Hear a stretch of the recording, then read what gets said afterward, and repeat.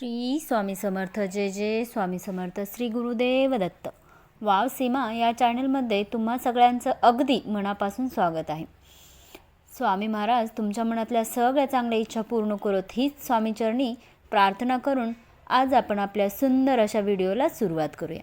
तर आजचा आपला विषय आहे देवपूजा करताना जर का तुम्हाला असे काही जाणवले किंवा तुमच्यासोबत असे काही घडले तर समजा साक्षात देव तुमच्या बरोबर आहे। तर बघूया काय घडले तर समजा साक्षात देव तुमच्या देवपूजा करताना जर आपल्या बाबतीतील असे घडले तर तुम्ही समजून जा की साक्षात देव तुमच्या बरोबर आहे। तुम्ही करत असलेली पूजा त्या देवाने मान्य केलेली आहे। मैत्रिणींनो, आपण देवपूजा करत असताना काहीतरी अशा गोष्टी घडतात की त्याकडे आपण सहज दुर्लक्ष करून टाकतो। मैत्रिणींनो, आपण ज्या भक्तीने देवाची पूजा करत असतो त्या भक्तीपोटी देव आपल्यावर प्रसन्न होतात। असे हे प्रसन्न झालेले देवता आपल्याला देवपूजेच्या वेळी किंवा इतर वेळी काही असे विशेष संकेत देत असतात, त्यामुळे ते आपणावर प्रसन्न झाले आहेत हे त्यांना दाखवून द्यायचे असते। पण मैत्रिणींनो, काही वेळातला पूजेच्या घाई गडबडीत आपली या गोष्टीकडे देवाने देत असलेले संकेताकडे लक्ष जात नाही। चला तर जाणून घेऊया असे कोणते संकेत आहेत त्यामुळे देव आपल्यावर प्रसन्न झाले आहे आणि तो आपल्या सोबत आहे आणि याची जाणीव करून देत आहे। मैत्रिणींनो, पहिला संकेत म्हणजे तुम्ही देवपूजा झाल्यानंतर जेव्हा घरात किंवा तुमच्या ऑफिसमध्ये जिथे तुम्ही देवपूजा केली आहे त्या ठिकाणी अगरबत्ती किंवा धूप लावल्यानंतर त्यावेळी याचा धूर अचानक आपल्या संपूर्ण घरात घरभर पसरेल आणि आपल्याला प्रसन्न वाटायला लागेल। तेव्हा समजावं की देवाने आपण केलेली पूजा मान्य केलेली आहे आणि तो आता साक्षात आपल्या बरोबर आहे। दुसरा संकेत म्हणजे मैत्रिणींनो, दुसऱ्या संकेताच्या बाबतीत पाहायचं म्हटलं तर जेव्हा आपण देवपूजा करतो त्यावेळी काही वेळाने किंवा पूजा करत असताना एखाद्या भिकारी किंवा लहान मुलं आपल्या दारात किंवा घरात येणे काहीही एक संकेतच आहे। अशा वेळी त्या आलेल्या भिकारीला किंवा लहान मुलांना आपणाला त्यावेळी जे खायला देणं शक्य आहे ते द्यावे, कारण त्यांच्या रूपात आपल्या घरात देवाच स्वतः आपल्याकडे आलेला असतो।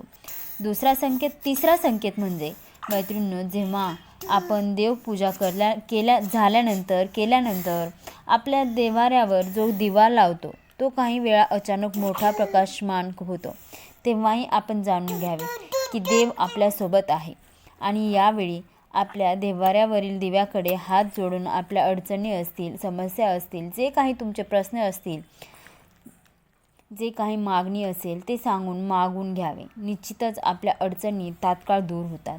चौथा संकेत असा आहे मैत्रिणींनो, काही वेळेला आपण देवपूजा झाल्यानंतर जी अगरबत्ती किंवा धूप लावतो त्यामुळे घरामध्ये आपल्याला ओम किंवा कुठल्याही देवाची मूर्तीचा आकार दिसतो, तेव्हाही समजून जावे की साक्षात देव आपल्या सोबत आहे। पाचवा संकेत असा आहे, जेव्हा आपण देवपूजा करत असतो त्यावेळी अचानक कोणीतरी पाहुणे येणे किंवा कोणीतरी मित्र येणे यालाही विशेष संकेत मानला जातो।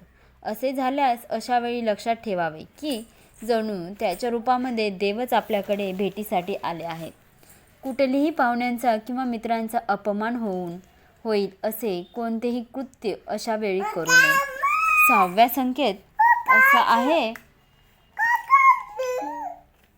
सहावा संकेत असा आहे की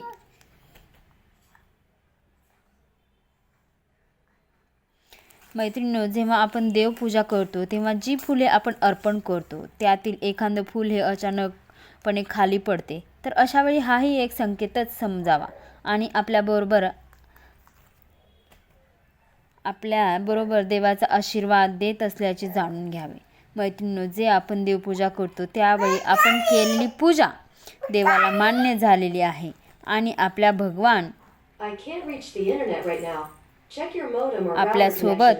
देव आपल्यासोबत आहेत। यावेळी नमस्कार करून आपल्या ज्या अडचणी असतील त्या भविष्यातील काही मागणी असतील ते मनोभावे पूर्वक आपल्या देवापाशी मागावे. मनपूर्वक नमस्कार करावा.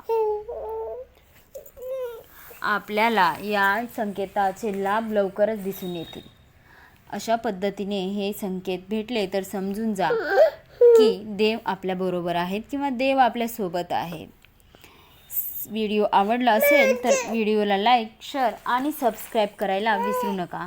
सोबतच बेल आयकॉनचं बटन प्रेस करा, म्हणजे उद्या जे काही मी माहिती घेऊन तुमच्यासमोर येणार आहे तो व्हिडिओ सगळ्यात आधी तुमच्यापर्यंत पोहोचेल. श्री स्वामी समर्थ. जय जय स्वामी समर्थ. श्री गुरुदेव दत्त. काही प्रश्न असतील तर कमेंट बॉक्समध्ये नक्कीच विचारू शकता.